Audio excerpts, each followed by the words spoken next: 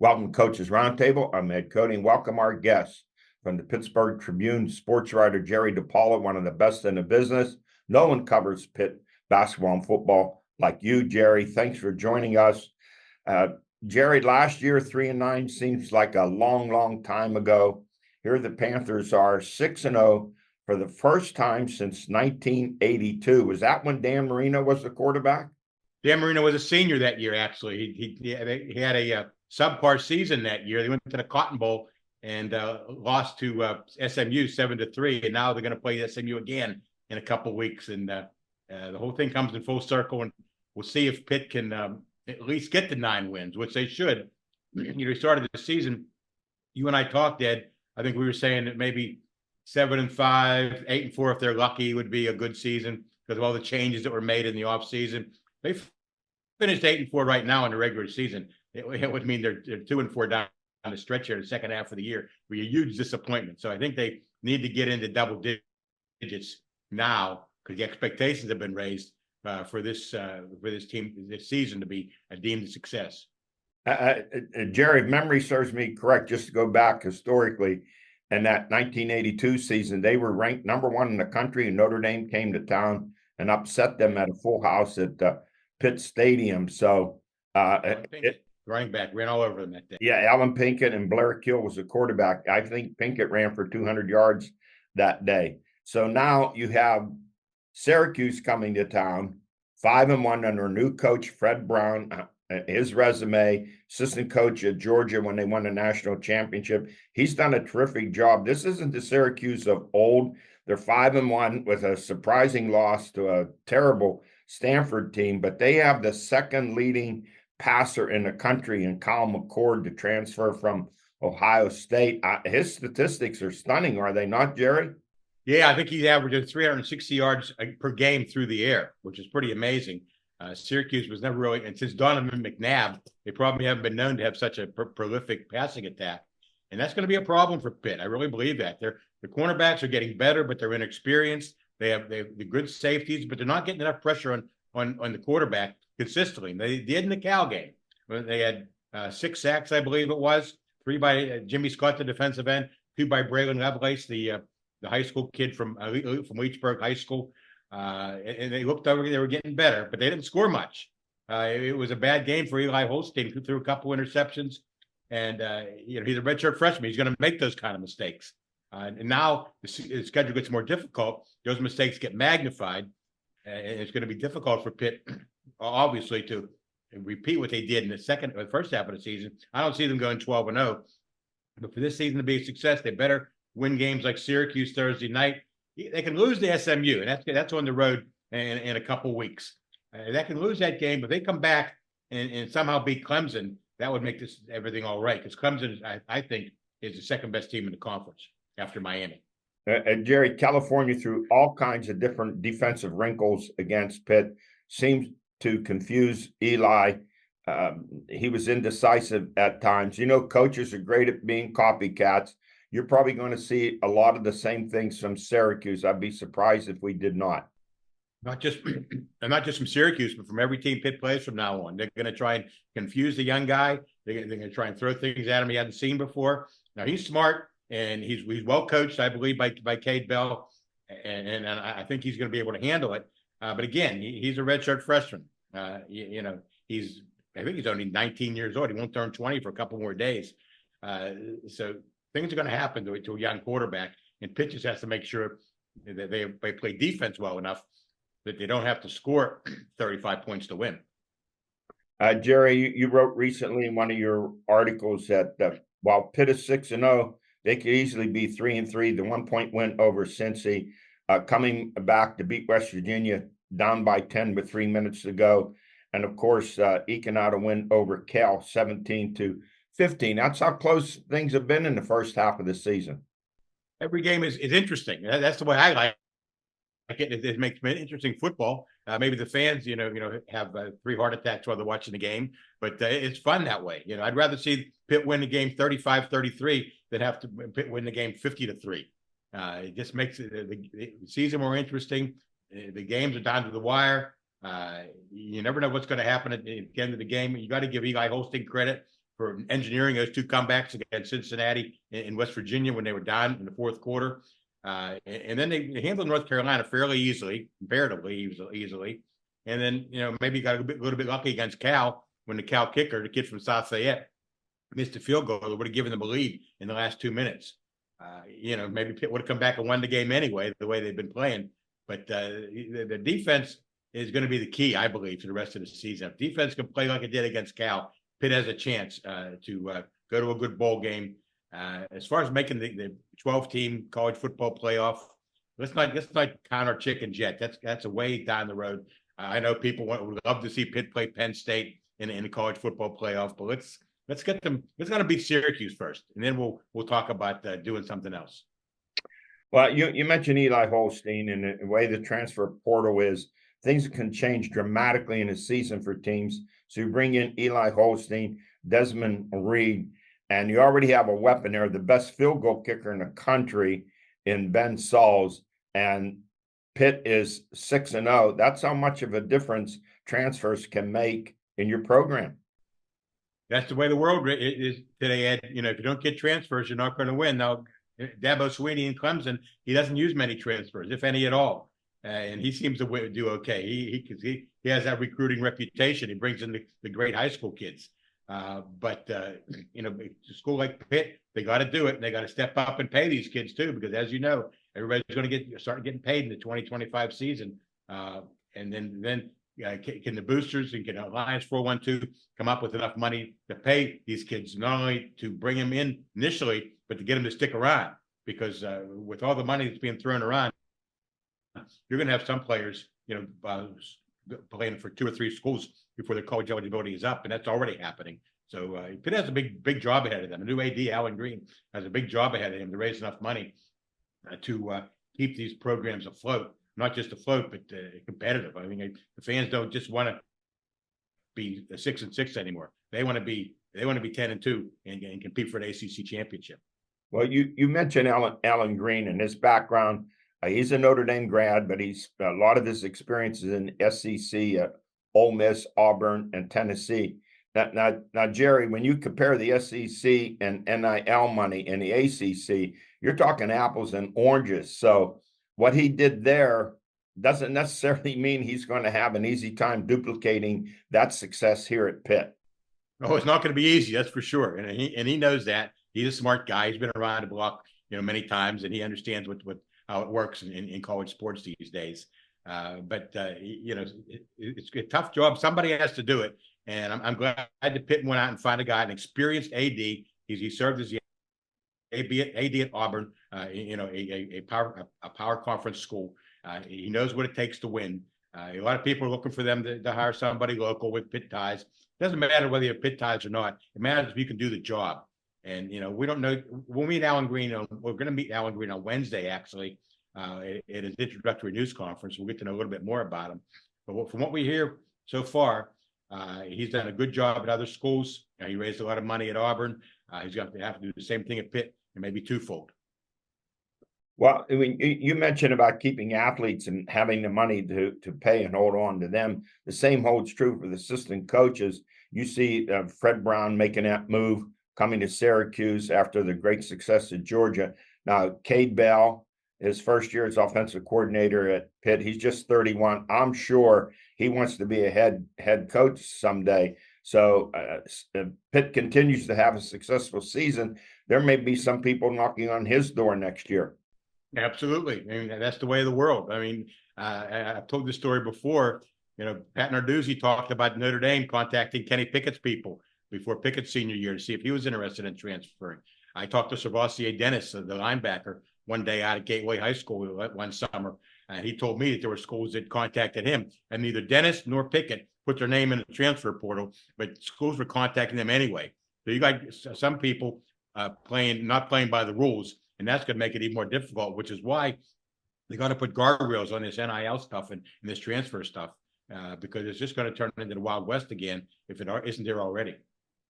Well, that's something, a topic in the future, Jerry. But before you go, give us your pick and what you think the score will be against Syracuse. Well, I got to give Syracuse a lot of credit. The new coach Fran Brown has done a great job bring this team forward with great recruiting, obviously getting the quarterback from Ohio State, Kyle McCord. But I think Pitt's going to pull it out. It's going to be one of those games that's going down to the wire again. Maybe not as high scoring as some of the others. But let's say Pitt 27, Syracuse 24 with a Ben Saul's 47-yard field goal at the buzzer. That sounds good, Jerry. Thanks for joining us. Talk to you again sometime soon. All right, Ed. Thank you. I'll be right back with Ellen George. Sure, 5G home internet sounds great. But those plans are based on your cell phone coverage. That means if you have no signal inside your home, you have no Wi-Fi either. Plus, they can slow you down when too many people are online. It's all in the fine print. With Zoom from Armstrong, you get what you pay for. Speed, reliability, and coverage in every single room of your house. Compare other internet providers to Armstrong and see the difference an unmatched fiber network makes. I'm back, joined to my right by the Swami, George Abraham, to my left, the Tiger, Albert Campman. Here we go, guys. Spotlight High School Football, Week 9. The last week coming up and playoffs the following week. Top rushers. This kid's pretty good, Albert. Robbie Janis of Riverside, 228 yards. He's a big fullback like Larry Zonka type. Wow. Mm-hmm. Elijah Power McCain, Elwood City, 189. Is there a chance these two could meet in the playoffs at all? No. No, they can't. I don't think so. Brandon Slater. Well, let's put it this way. Yeah. Elwood could move on. Riverside would be an upset if they move on. Okay. Brandon Slater, Carn City, 178 yards, 4 TDs. McLean Miller, Pine Richland, 153. Antonio Laurie, Rochester, 139. Cody Mullinanock, 136. Aaron Strader, Pine Richland, 135. You look at those two stats there, all those rush yards, and yet they lost to NA 28-21. Eric Kasparovich of Mars, 121. Evan McEnany of Hampton, 110. Owen Bish, Union AC Valley, 100. Max Gallagher, Union AC Valley, 100. Passing leaders, Joe Felitsky, North Catholic, 275. He's now over 2,000 for the season. Brady Brinkley of North Allegheny, 200. Chris Smiley, Elwood City, 187. They must have one heck of an offense in Elwood City. Brendan Sankey of Montauk, 142. Kyrell Harris of Newcastle, 139. Cole Johnson of Carn City, 115. Nate Walker of Mars, he had 105. And receivers, James Donaldson, North Allegheny, 6 for 123 yards. Nate McKnight, Newcastle, 3 for 113 yards. Isaiah Thompson of Montauk, 3 for 84. Dom Hogue, Elwood City, 4 for 77. He's an underrated kid right there. That kid can play. Yeah, I said they have weapons in every level there. Ryler Kennedy of North Catholic, 7 for 169. And Daylon Curry of Elwood City, 4 for 46. Good defensive back. Curry's a good defensive back. All right, high school tennis. Freshman Evelyn Marche, I hope I got her name right, led the North Catholic Trojanettes to the WPIAL 2A Team Championship. She won a 3-set, 3.5-hour brutal match against Quaker Valley star senior Jay Olawaye. 3.5 hours. Yeah, that's who knocked us out, by the way. North Catholic knocked us out of the playoffs. And I talked to their coach. He thought that it would come down to them in Quaker Valley. And he was right on that. And, yeah, no question about that. Yeah. And this girl's a freshman star. All freshmen and sophomores on North Catholic. Yes, wow. Girls volleyball, WPL playoffs, North Catholic snapped North Allegheny section dominance with a 3-1 win over the Tigers, giving them their first loss. So NA now, as we head into the playoffs, they're 14-1, and the number 1 seed. North Catholic is the number 2 seed at 14-2. North Catholic star Sienna Koza is a North Carolina recruit. Talk about volleyball in this area. Pine Richland junior star Isabel Hoppy. She's a Pitt recruit. So funny. Isn't that something? Yeah, that's a good time. You think you're going to beat them, huh? Yeah, Won't be easy. Hey, there's a good chance you're going to see North Catholic and NA in the It's going to happen for sure. championship. And maybe we'll have a chance to be there. Yeah. It'll be at Peters Township High School. Hey, the Mars girls in 3A defeated Freeport to finish unbeaten 10-0 in Section 3A. Both Mars 14-4 and Freeport 10-3 head into the playoffs and a possible rematch. Boys soccer 3A WPIAL playoffs, first round. Mars got 2 goals from Sean Scanlon to defeat Penn Trafford 4-1. The 6th-seeded Planets will now face number 14, Chartiers Vela. They're 6th-seeded this year. Yes. Boy, is that unusual? Very. Yeah, very. well, wait a minute. They're playing 14 in the second round. Someone got beat. There was an upset. Number 3. Char Valley beat That's a great comment, higher George. ranked. Yeah. They beat higher ranked Indiana, There knocked it them is. out. 3 George 14. made ready. that happens a lot of time in the NCAA basketball playoffs. Yes. You're playing in the next round. You're playing somebody who got upset. You easier way in. That's a good. Yeah, that's- 'cause the Ask- bracket- ask Duke. No, the Yeah, bracket's set for the top seeds. You're so right. if you beat 3, you have 3's path. Yep.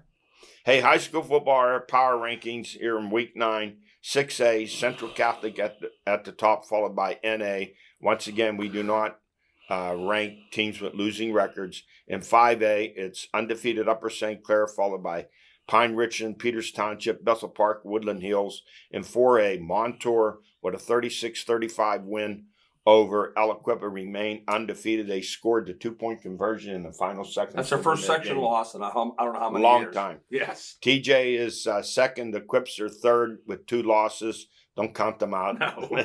McKee Sport, where's the team coming on strong right now? McKee Always Sport, good. followed by Bell Vernon. In 3A, undefeated Imani Christian, followed by Avonworth Beaver. Freeport in there at 7-2, having a terrific year after a slow start. Elizabeth Forward in there at number 5. In 2A, remaining on top, Elwood City undefeated, followed by Seton, LaSalle, South Park, South Allegheny, and Still Valley. And in 1A, Westinghouse 7-1. They won a game. What was it? 60-0. George with just Did you hear how? 11 players. They played 10 on defense. The They didn't want the quarterback to get That's a hurt. story. That's a story yeah, in itself. Think about that. yeah. If we would have been, go back 50 years, you would say, 60-0. hey, you know, Yeah. there's a team you're going to play this week against 10 guys on Yeah. defense. Yeah, they didn't risk the quarterback on defense. Fort Cherry is second. They're undefeated. Clareton's third. They're 9-0. They won 84-0. And the team they beat has a winning record and a chance to make the playoffs. They'll make the playoffs. They'll Yeah, make- this is the it's the haves and have-nots. That's, Yeah. that's big in football these days. So, and in 6A, you're going to have only 2 teams with a winning record in the playoffs, and the other teams with a Yes. losing record, and you're going to have some ugly matchups. Yeah, you're gonna have 50-0 clock And running. then someone's going to say, "Well, we got beat 58-0 in the playoffs." Well, we made it. You're 3-7. Well, we you're, made you're it. playing a 10-0 team. Yeah. Jefferson Morgan, they're undefeated, followed by Neshannock and Bishop Canavan. Let's go to our stories of the week. NFL. You may not have liked the decision to switch quarterbacks, but you can't argue the results. Russell Wilson, after a slow start, leads the Steelers to a 37-15 win over the New York Jets, down 15-6. And the guys tell me this. In high school, you may see this happen, 31 unanswered points, or in college. But in the pros, pretty unusual. The Steelers, 31 unanswered points over the Jets. Well, 2 things I saw with Wilson. I'm a Fields guy. That he decided to throw the ball for grabs with their wide receiver, Deep pass. and he came down with them. Yes. So Fields can't do that well. Fields throws that line drive, and number 2, their offensive line was really good. And you know the offensive line plays good for the Steelers. Well, they're saying how bad they are all year. Now all of a sudden that game, just that game, Yeah, Yeah. that doesn't just make- that game. They ran the ball. Yeah, they oh ran no, the ball. Najee had 100 and some. No, yards. that's why when the Steelers can run the ball, they're dangerous. And how about Rodgers? Is anything ever his fault? Yeah. Please. Now, We weren't fired up. You make a good point. They're winning 15-6 last 2 minutes Oh, of the half. I told him. And he forces the ball down the middle. This is what he's thrown 7 interceptions this season. If you remember Brett Favre at the end of his career, he tried to muscle the ball in. He threw many, many interceptions. On that play, the slot receiver was wide open down the left sideline for a touchdown. Now, you think a veteran quarterback shouldn't miss an open receiver like that. So he forced it into double coverage. That was a play that really got the Steelers Well, definitely turn the whole game around. turned the game around. Well, he's seen the Absolutely. defense, and I said there's nothing worse than a quarterback in the NFL. He's old. He's 40 years old. Yeah. You understand? He's not near. No. It's No. that far. Near. He was once great. Yeah. He is below And- average and- right now. And I'm telling you. And here's the thing: when You're right, when you look Albert. at the Jets' offense, and maybe you think I'm crazy, they have a lot of talent there. But here's the difference between them and the Steelers: the Steelers play as a team, and the Jets don't. They're individuals; they haven't come Well, together. Rodgers is the head of that. No, He's- I agree with that. Bringing I his agree. own guy and throwing a guy under the bus the game before, saying he didn't Wasn't where he was pattern, supposed yes. to Well, be. then again, let's go all the way back to ownership and management. They've been Yes. inept, like the Raiders have been for years and years and years. But you know, like, as you and I discussed, the Raiders, that tuck rule was at least recent history. They go back to '69 in the Super Bowl. The Jets. Yeah, you know, here's the thing about the Steelers. Little bit, looking more and more like a playoff team. Looking more and more like it. Oh, yeah. I always they're thought they were a 5-2. playoff team. I just don't think they could win the play. I don't think Well, they're enough to beat the teams. right. And Yeah. you know, Chris Collinsworth saying this decision was made so Tomlin could find out if they could win the Super Bowl. Now you're jumping way They can't. ahead. But here's the there. thing: if you don't win the division, Right, at some point you're either going to Buffalo or Kansas Kansas City. City. That's No. why winning that division. They're not winning is- the division. I don't think. No. Now it's a nice win. Baltimore's the team. It's a Yeah. nice win, but I'm not going to overreact. Now, I don't know how much in fact the Jets had 3 starters out of their secondary. Yeah.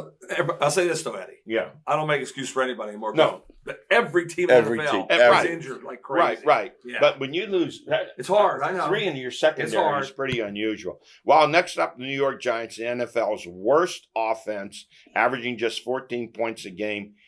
How bad were they in the loss to the Eagles, 28-3? The Eagles hardly threw the ball. They rushed for 270 yards, and Daniel Jones, he's in reverse. He's Oh, been a huge wait a minute. disappointment. Wait a minute. I don't like some. No, I think he's really good. Yeah, He has but no he's been a chance. You disappointment. understand? He has no chance. I understand. There's no. I don't think you understand.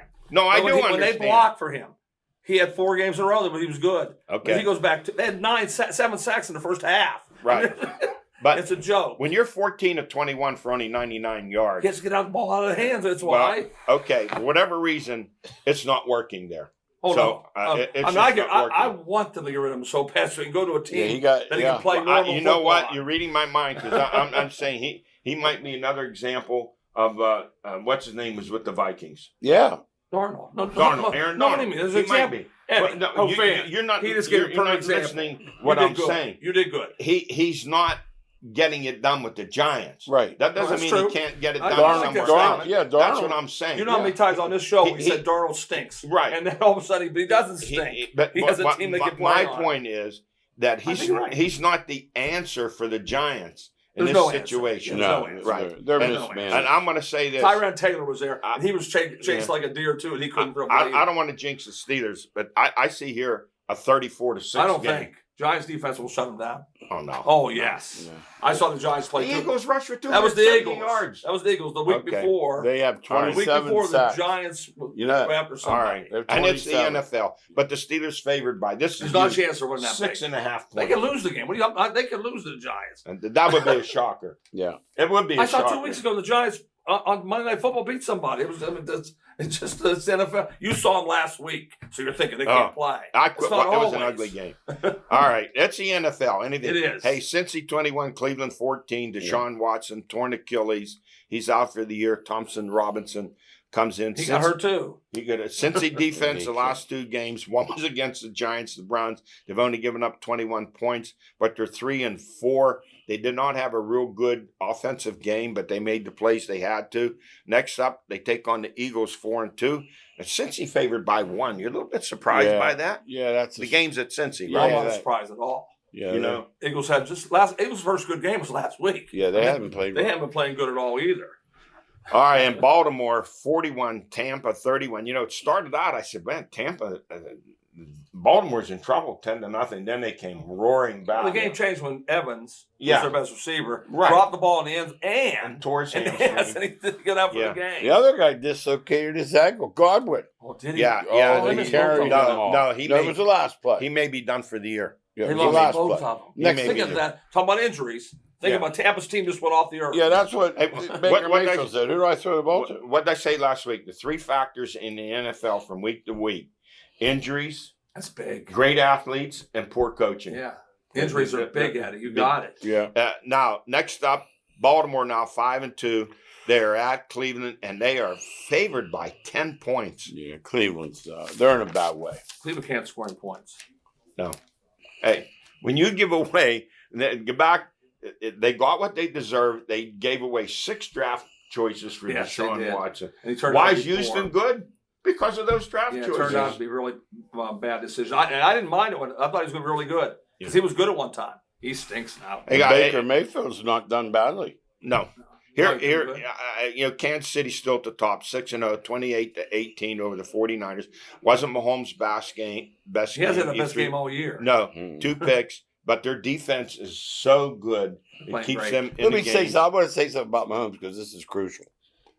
He's not having a good year statistically. So they all say, well, they're 6-0. But those same people say wins aren't a quarterback stat. Well, they can't be both. Can't be both. Right. And then I have Detroit and Baltimore right Oh, behind yeah. them. I could interchange those two. Minnesota drops to 4th after that first loss to Detroit.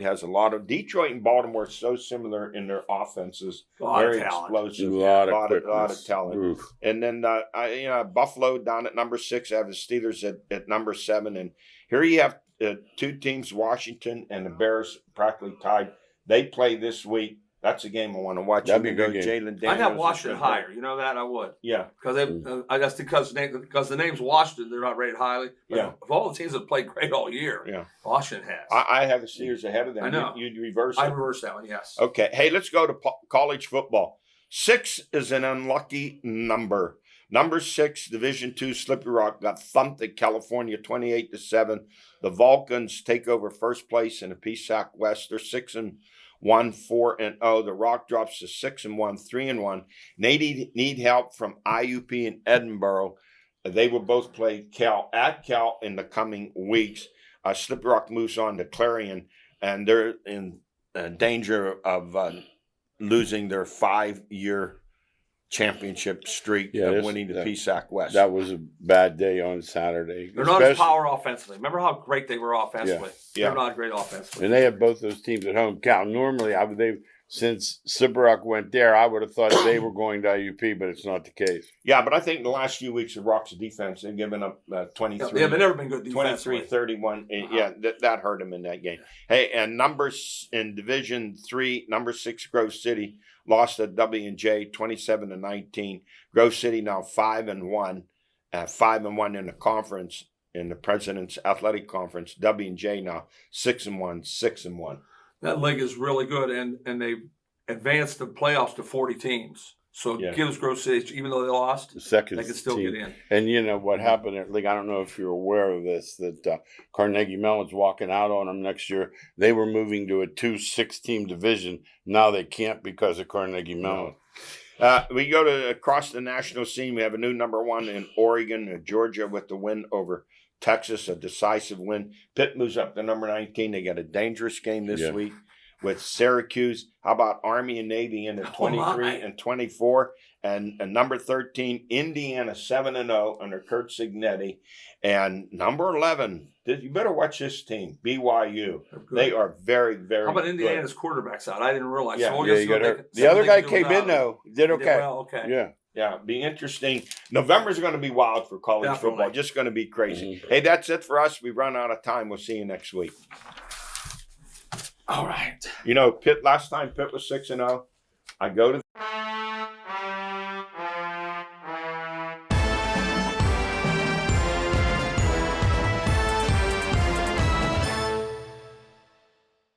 What you doing? I'm gonna fix that toilet. A sledgehammer. Hey, you never know. Maybe we should call a plumber. No, I got this. At Armstrong Comfort Solutions, our professional plumbers and service techs are standing by to help with all your plumbing and HVAC needs. Everything okay down there? Maybe I should call Armstrong Comfort Solutions. Armstrong Comfort Solutions, where comfort is our middle name.